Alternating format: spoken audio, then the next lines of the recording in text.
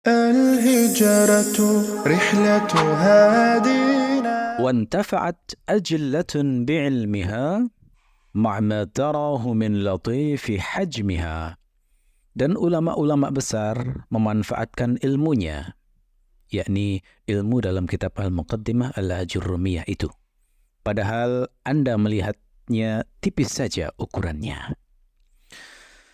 Saudaraku sekalian rahimakumullah, dalam kajian mendalam bait ke-12 ini, insyaallah akan dibahas satu topik saja, yakni bukti bahwa kitab Al-Muqaddimah Al-Ajurrumiyah itu dimanfaatkan orang-orang besar.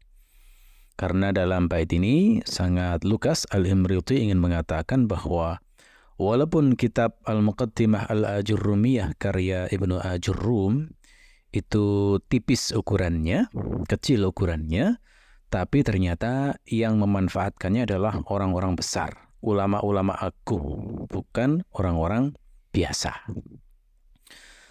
Apa bukti yang menunjukkan bahwa kitab ini dimanfaatkan orang-orang besar atau ulama-ulama besar?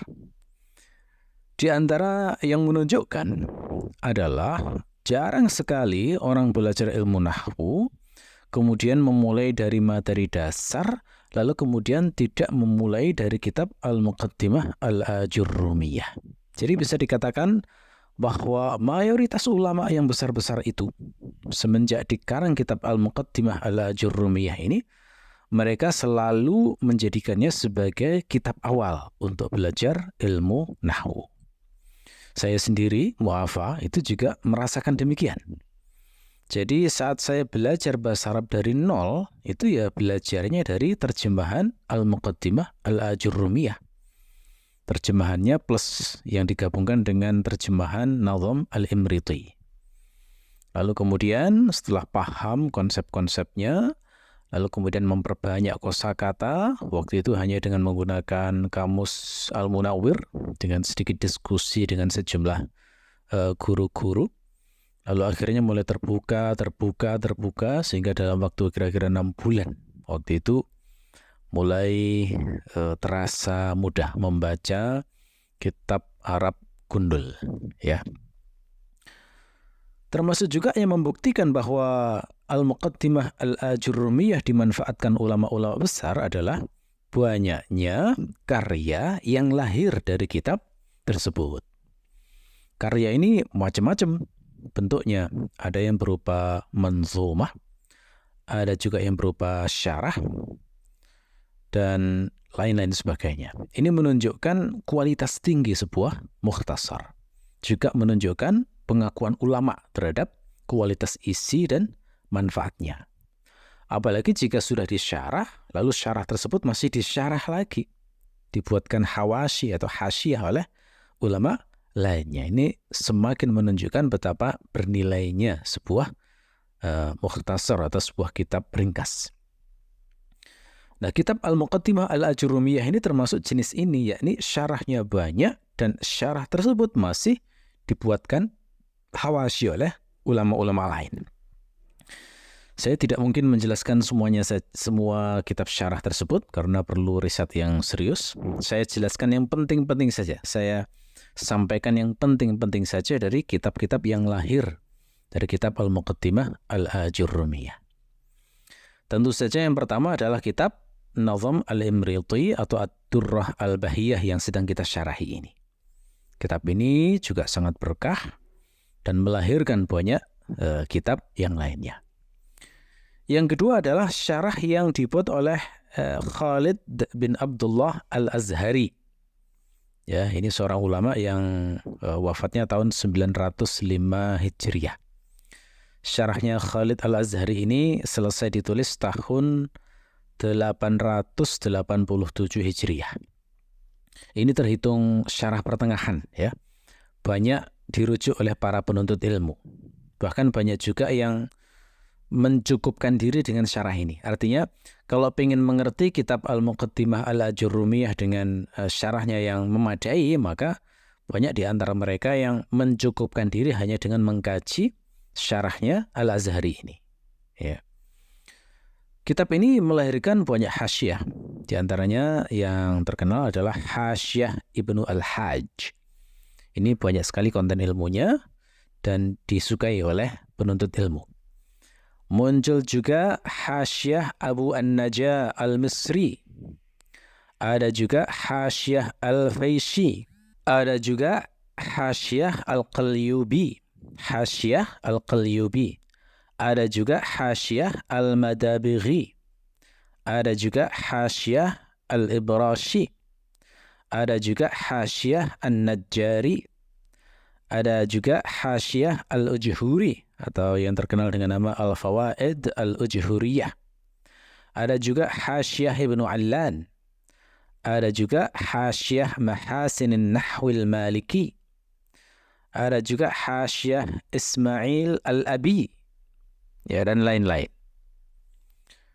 Ya. Jadi syarahnya Khalid Al-Azhari ini luar biasa, melahirkan banyak hasyiah. Ini menunjukkan syarahnya memang bermutu tinggi, dan syarah yang bermutu tinggi semacam ini menunjukkan kualitas tinggi dari Al-Muqaddimah Al-Ajurrumiyah. Termasuk juga syarah terkenal untuk Al-Muqaddimah Al-Ajurrumiyah adalah kitab syarahnya Al-Kafrawi. Ya, ini dikarang oleh Ali bin Hasan Al-Kafrawi. Ini sudah tercetak. Keistimewaan dari syarah ini adalah ada i'rabnya. Ada i'rab sempurna di sini ya. Makanya banyak disenangi oleh para penuntut ilmu karena sekaligus bisa berlatih i'rab dengan kitab ini. Nah, syarah Al-Kafrawi ini melahirkan Hasyiah Al-Hamidi. Ini dalam sekali. Saya sudah mengkajinya dan isinya memang luar biasa, banyak memberi faedah-faedah baru. Ada juga syarahnya Ahmad Zaini Dahlan. Nah, ini yang terkenal kalau di pondok-pondok dengan nama Syarah Mukhtasar Jiddan. Ya, Syarah Mukhtasar Jiddan. Ini syarahnya Zaini Dahlan ini. Ya, sudah tercetak. Ini termasuk syarah ringan, bisa diagendakan kalau ingin mendalami makna dalam kitab Al-Muqaddimah Al-Ajurrumiyah. Kitab ini disyarah oleh As-Samarani dalam kitab Tashwiqul Khillan. Ada juga syarah yang dikarang oleh Asy-Syanawani, namanya Ta'liqud Durrah Asy-Syanawaniyah ala Syarhil Ajurrumiyah fi Ilmil Arabiyyah. Ya, ini masih manuskrip sepertinya. Mungkin ada yang mencetak, saya juga belum mengkaji lebih dalam. Ada juga kitab yang berjudul Fathu Rabbil Bariyah fi Halli Syarhil Ajurrumiyah. Fathu Rabbil Bariyah fi Halli Syarhi Al-Ajurrumiyah karya Ali bin Abdul Qadir An-Nabtiti. Ya, terkenal dengan nama An-Nabtiti. Jadi kalau disebut syarah An-Nabtiti itu maksudnya ini, kitab Fathu Rabbil Bariyah fi Halli Syarhil Ajurrumiyah. Ada juga karyanya Al-Khatib Asy-Syirbini, ulama besar mazhab Asy-Syafi'i, yang berjudul Nurus Sajiyah fi Halli Alfazil Ajurrumiyah. Ya. Ada juga syarahnya Al-Makkudi, ya, yang dikarang oleh Abdurrahman bin Ali bin Salih Al-Makkudi. Ya, sudah tercetak ini. Ada juga kitab syarah yang berjudul Al-Futuh Al-Qayyumiyah fi Syarhil Ajurrumiyah. Ini dikarang oleh Ahmad bin Ahmad As-Sudani. Sudah dicetak, ya. Kata Abdullah Kannun, ini termasuk syarah masyhur. Banyak syawahid, ya, bait-bait dan fawaid. Kitab ini kemudian dihasyiai oleh Al-Mahdi Al-Wazzani. Tercetak juga kitab ini.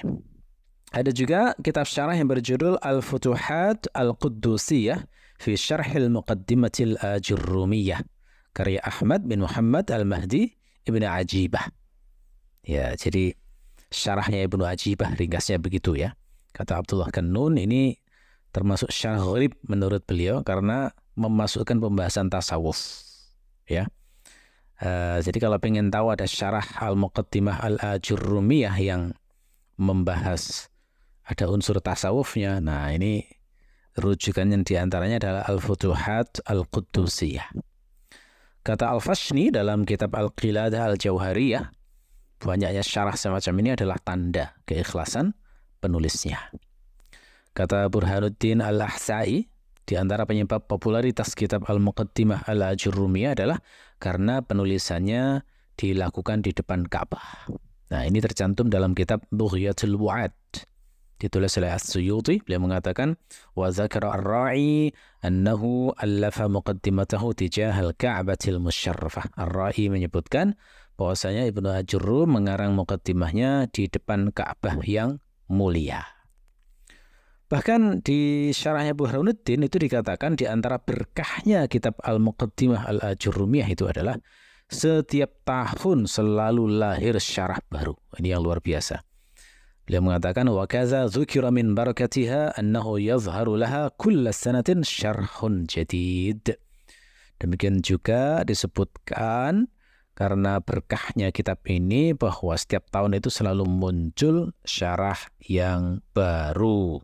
الهجرة رحلة هادينا حمل الإسلام لنا دينا الهجرة